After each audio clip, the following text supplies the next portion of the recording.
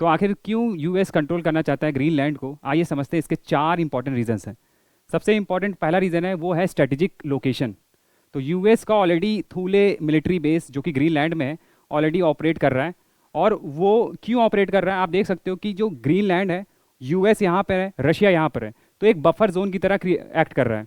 अगर Russia in future ICBM वहाँ से छोड़ता है तो उसको काउंटर करने के लिए ये ग्रीनलैंड बफर की तरह अच्छा काम कर सकता है। ठीक है। दूसरा मेन रीज़न है इसका, वो है आपका आर्कटिक रीजन। ठीक है।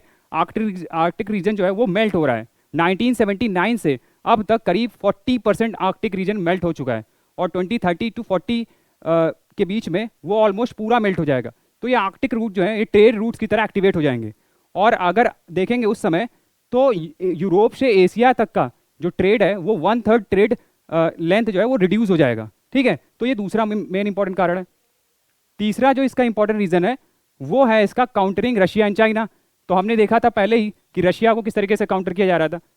चौथा इसका रीजन क्या हो सकता है, इसका रीजन हो सकता है क्रिटिकल मिनरल्स। तो यहाँ पर काफ़ी ज़्यादा रेयर अर्थ क्रिटिकल मिनरल्स हैं। 70% इस समय चाइना जो है इसका प्रोड्यूसर है रेयर अर्थ एलिमेंट्स का।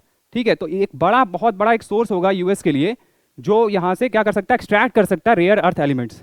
तो अब ये सिर्फ माइनिंग के लिए ग्रीनलैंड इंपॉर्टेंट नहीं है, ये ओवरऑल नेशनल सिक्योरिटी के लिए इंपॉर्टेंट है यूएस के लिए। Thank you.